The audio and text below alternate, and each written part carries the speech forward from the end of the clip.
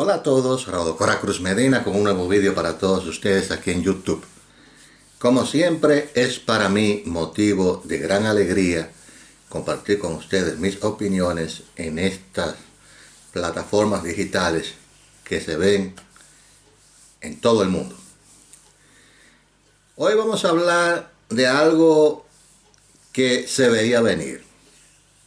Por eso he titulado esta pequeña conversación con ustedes la operación especial que duraría 3 días se le ha ido de la mano a Putin. Los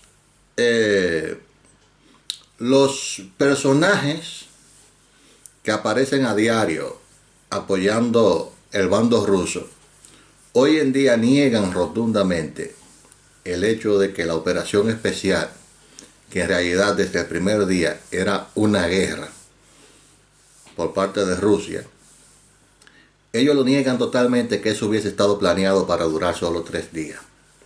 Cuando se informó que cuando cuando en el aeropuerto de Hostomel varios aviones rusos fueron derribados al comienzo de la invasión, se encontraron hasta uniformes de gala que los soldados rusos iban supuestos a ponerse durante la celebración que iban a tener en Kiev. Y las fuerzas que iban en esos aviones no eran fuerzas adecuadas para la guerra, sino que eran fuerzas antimotines, en parte. Porque lo que se suponía de parte de Rusia era que ellos iban a llegar, Zelensky se iba a marchar, iba a abandonar el gobierno, algunos seguidores de Zelensky, un par de miles de personas, saldría a protestar, y para eso ellos tenían esas unidades antimotines para mantener a las personas a raya. Por eso Rusia dijo que eso era una operación especial y no una guerra. Fue tan así que a la persona que mencionaban la palabra guerra en Rusia, todavía hoy en día la meten presa. Inclusive a personas que protestaban con un papelito blanco que significaba paz, se la llevaba la policía, la multaban, y si volvían a hacer lo mismo, la multaban más fuerte, y si volvían a hacer lo mismo, entonces la sentenciaban a cárcel. ¿Por qué hizo Putin eso? Putin hizo eso porque le había ido bien cuando él invadió Crimea. Los soldados ucranianos se habían rendido en masas.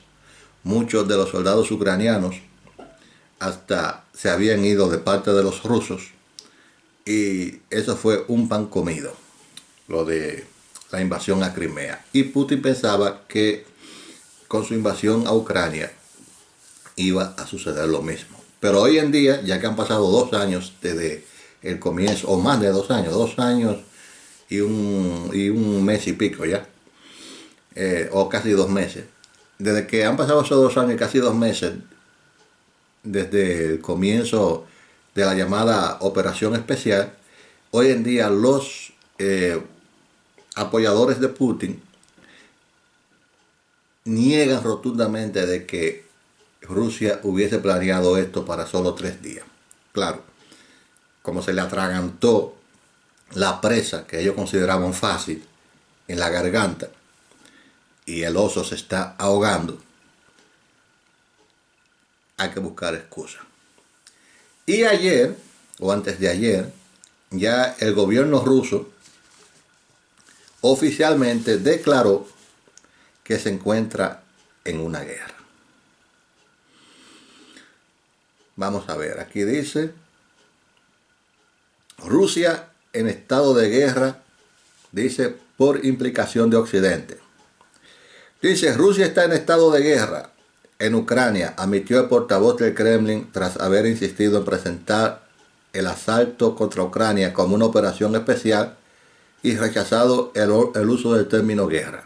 Lo dicho, al que decía que había una guerra, lo metían preso.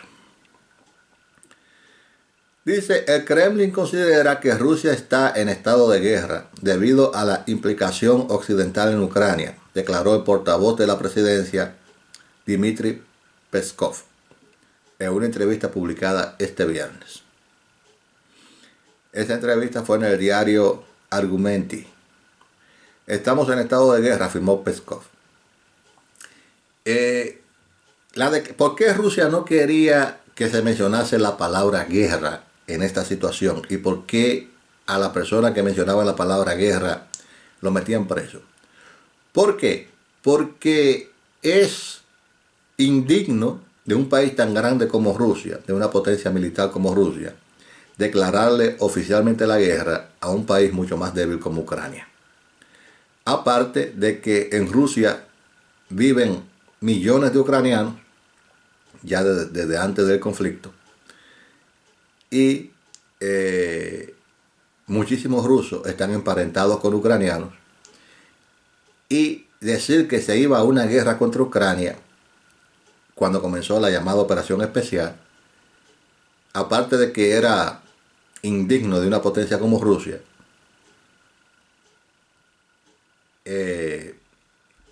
podría traerle muchos problemas internos a Putin. Por eso se evitó de todas formas llamar guerra a lo que ellos llamaban Operación Militar Especial. Bueno, cuando comenzó esto, muchísimas personas decían, en 3 días cae Ucrania. Algunos escribieron, mañana cae Kiev. Otros dijeron, es cuestión de una semana, es cuestión de 2 semanas. Y se comenzó a alargar el asunto. Dice aquí, según Peskov, todo comenzó como una operación militar especial, pero en cuanto se reunió este grupito, cuando Occidente se inmiscuyó del lado de Ucrania, para nosotros esto se convirtió en una guerra. ¿Por qué? Porque después que Rusia invadió Crimea, que por cierto en Crimea están ahora realizando un cambio de población, a todo el que tiene origen ucraniano lo están sacando de ahí para llevar personas de origen ruso ahí, para argumentar que ahí todos son rusos. Cuando eso sucedió, Ucrania se acercó a la NATO, a la OTAN, y comenzó a entrenar su ejército al estilo de Occidente, al estilo de la OTAN, y comenzó a cambiar su armamento del armamento ruso soviético al armamento occidental, y lo que es más importante, Ucrania cambió su táctica de guerra. Todo eso Rusia en su arrogancia no lo tomó en cuenta cuando decidió invadir Ucrania el 24 de febrero de 2022, y se llevó la sorpresa de que había un pueblo decidido a no dejarse avasallar más por el colonialista ruso,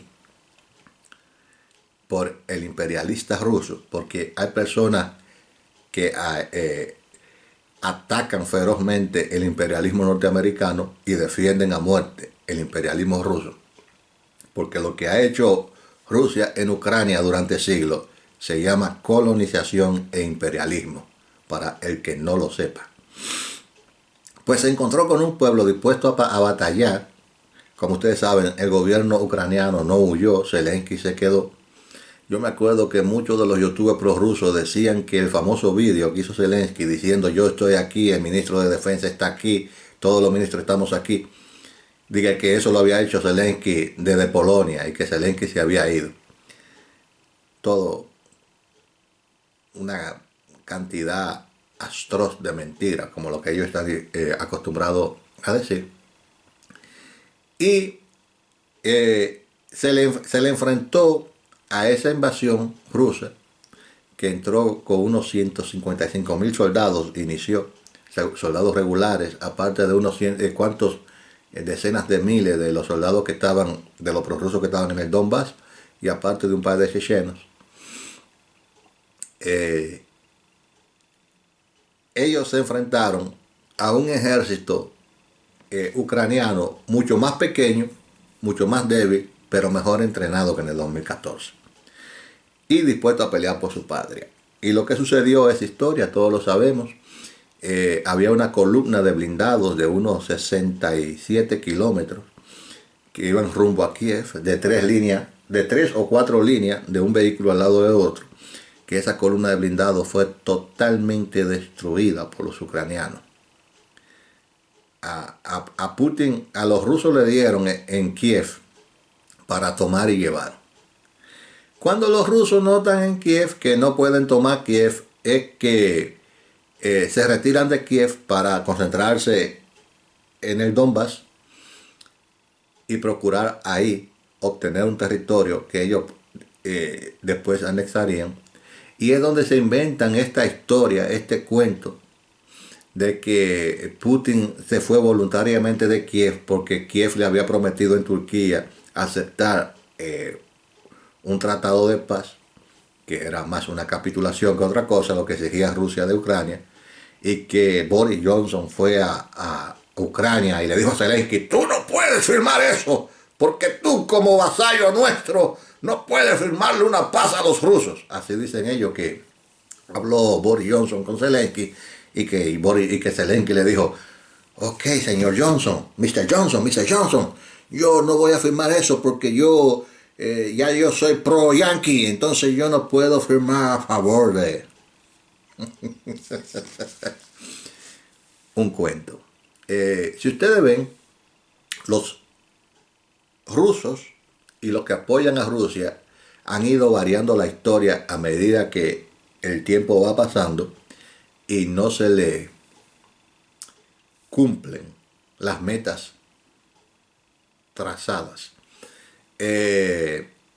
Han dicho primero que Putin no tenía planeado tomar Ucrania en 3 días, lo cual era el plan.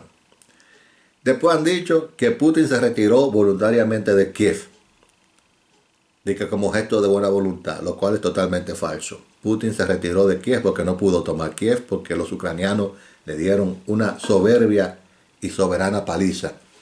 ¿Dónde yo dejé mi café? Una soberbia y soberana paliza a los rusos. Luego dijeron que Rusia jamás había planeado tomar Kiev, sino que eso fue una operación para desviar la atención de los ucranianos, porque ellos en realidad lo que querían era tomar el Donbass. Ve, llaman 3 versiones distintas. 3. Y así por el estilo. Cuando usted le dice que no, que la guerra comenzó en el 2022 porque Rusia invadió Ucrania, él le dice: no, tú estás muy equivocado. Eso comenzó en el 2014 porque los ucranianos masacraban a los ucranianos de origen ruso en el Donbass y le prohibían hablar ruso. Señores, está probado hoy en día que quienes comenzaron los problemas en el Donbass fueron unos prorrusos guiados por el servicio secreto ruso, que comenzaron con los problemas. Si no me acuerdo, si la memoria no me falla, inclusive el líder que inició eso está ahora preso en Rusia por haber criticado la forma en que Putin estaba llevando la operación militar especial, porque él se encontraba que Putin estaba demasiado flojo y los rusos estaban recibiendo una paliza muy grande, y él lo dijo abiertamente y Putin lo metió preso. Creo también que ese tipo está condenado por la Corte de la Haya por haber sido quien dio la orden de derribar un avión de Malasia con más de 300 personas dentro, que estaba sobrevolando el Donbass, un avión comercial, y fue derribado por un arma de los rebeldes prorrusos. En ese conflicto que comenzó en el 2014, murieron, se dice, unas 10.000 personas. los prorrusos te dicen que todas esas 10.000 personas fueron 10.000 niños y ancianos prorrusos del Donbass que Ucrania masacró. En realidad, la mayor parte de esas 10.000 personas que murieron eran personas combatientes de ambos bandos, tanto de Ucrania como de los rebeldes prorrusos. Con lo cual, un combatiente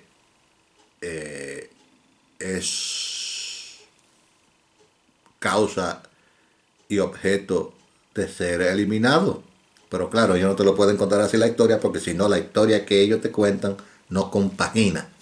Compaginar es lo que se hace en la industria de la impresión, que es poner las páginas acorde como van, tú las compaginas.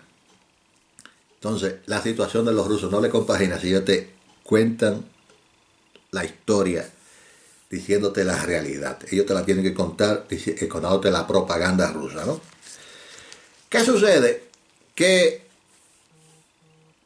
esto que yo le estoy leyendo ahora, de que Rusia ya declara oficialmente estar en guerra, eso es una señal de debilidad absoluta de Rusia. ¿Por qué? Porque el estado de guerra es que le va a permitir a Putin el poder llamar más hombres, que ya de paso lo han hecho, al ejército, porque cuando tú estás en un estado de guerra, lo que rige es la ley marcial, que era lo que Putin estaba evitando. Y él lo que estaba haciendo era evitándolo antes de las elecciones, porque aunque él no permitió en las pseudo elecciones que realizó ninguna verdadera oposición, vean como a pocos días de celebrarse la elección y él ser reelecto, entonces sí pasan a declarar que están en estado de guerra, porque ya no temen protestas o algo que le pudiese perjudicar a Putin en las elecciones. Dice aquí, el portavoz del Kremlin insistió en que Rusia continuará haciendo lo posible para lograr que el potencial bélico de Ucrania no sea una amenaza a sus ciudadanos y a sus territorios, incluyendo las 4 regiones ucranianas anexionadas en septiembre de 2022. Dice, para nosotros lo más importante es garantizar la seguridad de la gente en los territorios de estas regiones que actualmente están de facto ocupados por el régimen de Kiev. Miren cómo ellos te cuentan a ti la historia al revés. Quien tiene ocupado de facto los territorios del Donbass es Rusia, pero ellos te cuentan que ese territorio ucraniano está de facto ocupado por Kiev, y todos los prorrusos del internet, del YouTube, de las redes sociales, toman uno a uno el intento de instalar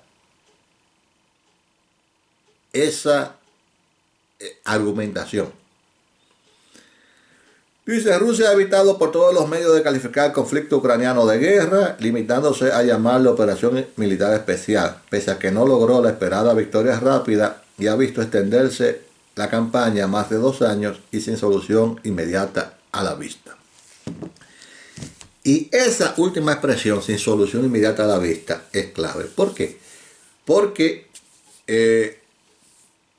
algo que ayudó a Rusia y por lo que Rusia atacó tan ferozmente en los últimos 3 meses a Ucrania, es por esta situación que hay en los Estados Unidos, que no le querían facilitar a Ucrania el dinero para seguir el apoyo económico de parte de los Estados Unidos para seguir supliéndole armas a Ucrania. Entonces Putin intentó aprovechar esa situación para ganar mientras más territorio fuese posible hacerlo. Tiraron toda la carne al asador en el sentido exacto de la palabra, y procurando aprovecharse de que a Ucrania le estaba haciendo falta munición. Bueno, ahí vino Donald Trump en un juego que yo todavía no acabo de identificar si es un juego a propósito de los Estados Unidos para obligar a los europeos a ponerse las pilas y ayudar más a Ucrania. Donald Trump amenazó a los países europeos de que no los iba a ayudar en caso de que Rusia los atacase si ellos no están al día con los pagos de la OTAN, de un 2% como mínimo de Producto Interno Bruto. Los europeos se asustaron porque Donald Trump una y otra vez, más o menos en sus vaivenes, dice y después se desdice de que dejaría de ayudar a Ucrania, a Estados Unidos. Entonces los europeos se han puesto la pila y de pronto, de buenas a primeras, un paísito pequeñito, pero que tiene una gran y tradicional industria armamentística, que es la República Checa, que antes se llamaba Checoslovaquia, y que luego de la caída del muro de Berlín se dividió en dos países, en la República Checa y en la República Eslovaca, que en la República Eslovaca hay un pro-Putin total, pero en la República Checa no. En la República Checa hay un gobierno favorable a Ucrania, y ellos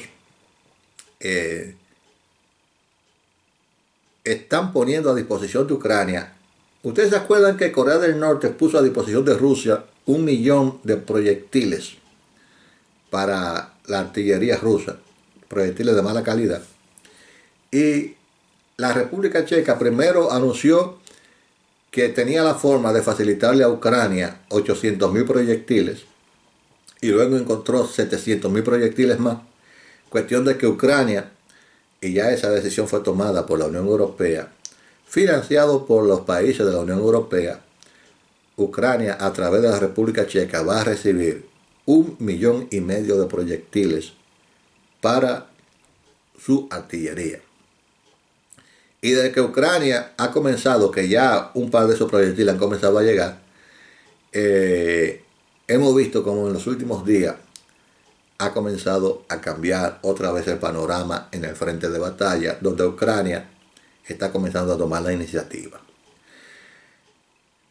Algo que ha tomado a los rusos y a los prorrusos de sorpresa es que Ucrania ha desarrollado una industria de drones que son capaces de viajar hasta 1.000 kilómetros dentro del territorio ruso, cargado con una más o menos aceptable carga explosiva.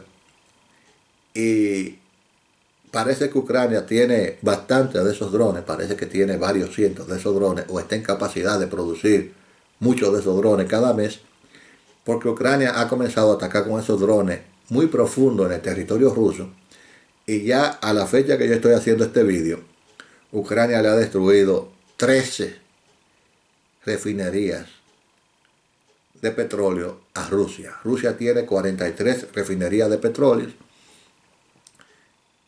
Ucrania ya le ha destruido 13, pero refinerías de petróleo que están bien lejos a lo interior del territorio ruso, y eso ha llevado a que a Rusia solamente le quedan 30 refinerías.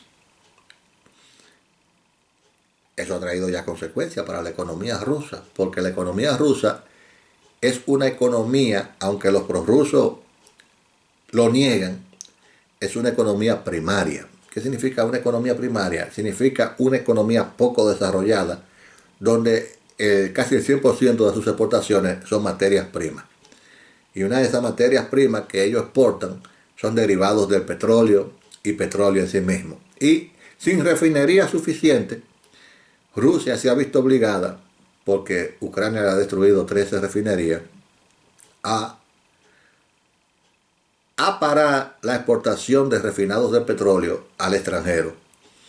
Con eso Rusia pierde una entrada de dinero que necesita urgentemente para mantener su carrera armamentística por esta guerra, y al mismo tiempo ya es posible que Rusia ni siquiera esté en capacidad de poder aportar la gasolina y el diésel que necesita ella misma internamente.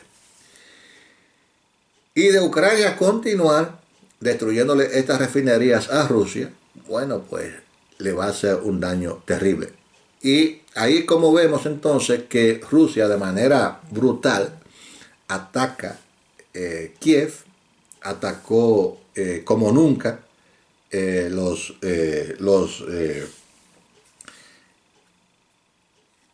la industria energética de Kiev y la infraestructura energética de Kiev, de Ucrania, y atacó inclusive una presa gigantesca como con 7 o 8 ataques de misiles que no lograron destruir la presa. Y esta vez ellos lo hicieron a lo público, porque ustedes se acuerdan que hubo otra presa ahí en Kharkov, en la presa que represaba el Dnipro, creo que es. Esa presa que está ahí, sí, en la frontera con Kharkov se llama esa ciudad. Eh, Cuando se atacó esa presa, que se destruyó esa presa, los prorrusos decían que habían sido los ucranianos. Y ahora se demuestra que fueron los rusos. Y vean cómo están atacando esta presa que también es gigantesca en Ucrania, a que atacaron ayer. Pero esta vez lo atacaron directamente con misiles. Le tiraron 7 o 8 misiles y no la pudieron destruir. Solamente le pudieron hacer daños menores. Y eso le muestra a ustedes el pique, la rabia que siente Putin por lo efectivo que han sido los ataques de los drones ucranianos, destruyéndole todas esas refinerías. Le ha dolido en el alma. Bueno, entonces llegamos a la situación de que Ucrania está comenzando a recibir ese 1,5 millones de proyectiles para su artillería, y al mismo tiempo se va acercando el momento en que Ucrania va a recibir los F-16, los aviones de guerra. Y vean, señores, cuando comenzó la operación militar especial, Putin se llenó la boca y dijo: si Occidente o cualquier país se mete en esto, nuestras armas atómicas están listas para actuar. Bueno, pues el presidente de Francia, motivado también porque le tiene cierta tirria a los rusos por lo que ha pasado en África, donde el grupo Wagner, en competencia con los franceses por saquear los recursos africanos, ha logrado sacar de algunos países africanos que eran importantes para Francia a los soldados franceses. Bueno, pues Macron le tiene cierta tirria a Putin. En ese punto, los dos, Rusia y Francia, lo que están es peleándose en África. ¿Quién se va a robar los recursos de esos países africanos? Eso es todo. Pero los prorrusos lo que ven es: bravo, sacaron a los franceses de África. Sí, pero sacaron a los franceses de África, pero para que los rusos se roben ellos, bajo peores condiciones que lo que lo hacían los franceses, los recursos de los países africanos. Bueno, Macron está jugando con la idea de enviar soldados franceses a cuidar la parte norte de Ucrania, fronteriza con Bielorrusia, porque ustedes saben que Lukashenko está jugando a que en cualquier momento él puede intervenir en la guerra, y obliga de esa manera a Ucrania a tener miles de soldados replegados ahí que no pueden participar en donde está tomando curso la batalla, porque siempre tienen el temor de que ya sea los rusos o los bielorrusos de Lukashenko ataquen por ahí arriba, que eso está muy cerca de Kiev. Entonces la idea de Macron es enviar soldados franceses a esa zona para que los soldados ucranianos puedan ir al frente a pelear, y los soldados franceses, en caso de que Bielorrusia se meta en la guerra, ellos ahí detenerlos en esa zona. Los rusos han dicho que de eso acontecer, ellos atacarían a los soldados franceses, y ya un general francés le contestó de que en caso de que los rusos atacasen soldados franceses que no están activamente en la guerra, sino que estarían estacionados cerca de la frontera con Bielorrusia, en caso de Rusia hacer eso, hay un general o ex general francés que ha dicho que en ese caso Francia debería de usar bombas atómicas tácticas. Entonces estamos hablando de palabras mayores. Cuando comenzó esta situación de que Rusia estaba por invadir Ucrania, distintos jefes de Estado que tenían la información de que Rusia estaba por invadir visitaron a Putin. Ustedes se acuerdan esa reunión de la mesa larga, que Putin estaba aquí, el otro estaba allí, Macron y Scholz y eso. Entonces, ¿qué sucedía? Lo que se sabe hoy en día más o menos que sucedió en esas conversaciones. Sucedió que, por ejemplo, se dice que Putin amenazó a Scholz, el canciller alemán, con que Berlín sería un posible objeto de un ataque ruso con armas nucleares en caso de que el conflicto escalase. Y eso, según dicen muchas personas, lo que mantiene a Scholz más o menos asustado y sin querer apoyar demasiado a Ucrania con armamento y todo eso, a pesar de que poco a poco Alemania se ha ido soltando y ahora estamos hablando de los Taurus sí o los Taurus no y eso. Pero parece ser que esa amenaza de Putin a Scholz en la conversación privada que tuvieron surtió su efecto. Pero ¿qué sucede? Que él quiso hacer lo mismo con Macron y Macron, la respuesta que le dio según las informaciones que han salido es que Francia también tiene armas atómicas y que si Putin ataca París, Francia va a atacar Moscú. Esa fue la respuesta que le dio Macron. ¿Qué sucede? Que dentro de los países que conforman la Unión Europea, solamente Francia tiene armas atómicas y fuera de la Unión Europea, pero parte de Europa, Inglaterra también. Inglaterra y Francia ya han firmado tratados tratados militares con Ucrania, similares a lo que se firmó en el año 1900, antes del año 1939 con Polonia, cuando se sabía que Hitler estaba por invadir Polonia. Francia e Inglaterra firmaron tratados militares con Polonia y eso llevó a la Segunda Guerra Mundial. La historia se repite, aunque sea de manera parecida, y yo diría que de seguir las cosas como van, esto va a desencadenar en una tercera guerra mundial. Lo que sí es que a Putin hay que detenerlo ahora, porque sencillamente si a países como Rusia se le permite el cambiar las fronteras de los países a través de la fuerza, del uso de la fuerza, entonces el mundo jamás volverá a ser seguro. Y por eso es que a Putin se le está enfrentando de la manera que se le está enfrentando ahora en su invasión a Ucrania. Los rusos tienen por costumbre de ellos llevar a cabo guerra de desgaste, lo están haciendo en Ucrania, porque ellos dicen, nosotros tenemos más personas que los ucranianos, tenemos más armas que los ucranianos, vamos a hacer una guerra de desgaste, que a ellos se le van a acabar primero los hombres y las armas que a nosotros. En cuanto a las armas, se equivocaron, porque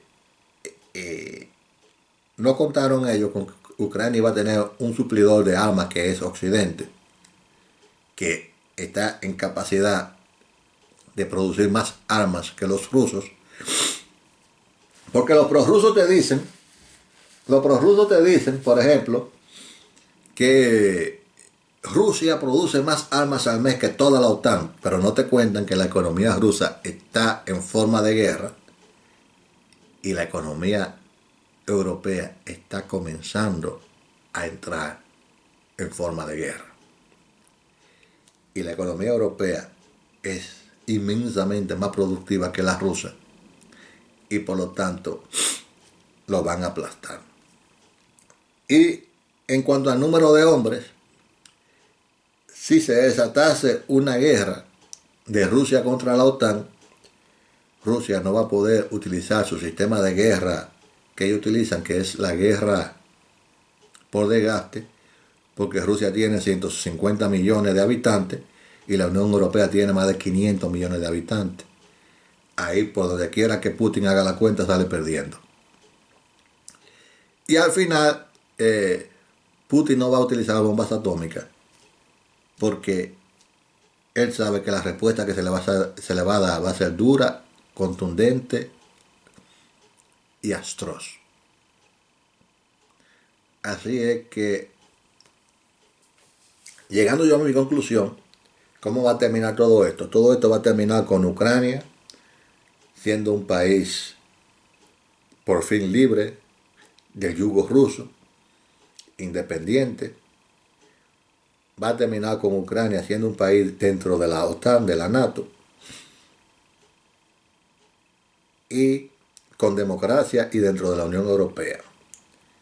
Y a futuro yo veo una Rusia desmembrada. De Rusia van a salir varios países que se van a independizar y a Rusia, en cuanto al armamento nuclear, yo no creo que Rusia tenga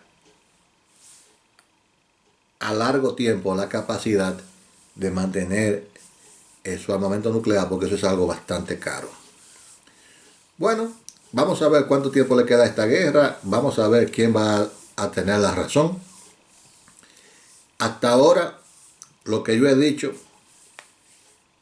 en gran parte ha sucedido. Cuando todos los prorrusos decían que Rusia iba a acabar con Ucrania en 3 días, yo decía que no. Porque yo le venía dando seguimiento al conflicto y yo sabía que el ejército ucraniano estaba siendo entrenado por la OTAN y que Rusia no se iba a enfrentar al mismo tipo de ejército al cual se enfrentó en el 2014 cuando invadió Crimea.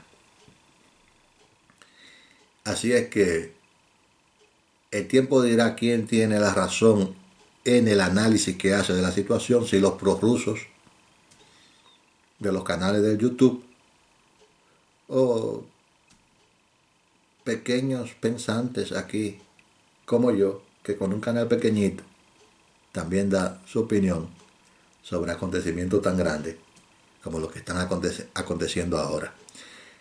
Los seres humanos que estamos hoy en día observando los acontecimientos, estamos viviendo tiempos históricos y hay que vivirlos de manera consciente. Si te gustó este video, dale like, hazte suscriptor del canal, que estamos creciendo y eso me llena de gran alegría. Comenta a favor o en contra de lo que yo he dicho, porque esto es un canal democrático. Yo no borro comentarios de nadie. Si usted escribe un comentario y después no lo encuentra, es porque YouTube automáticamente se lo borró, pero no yo. Hasta el próximo video.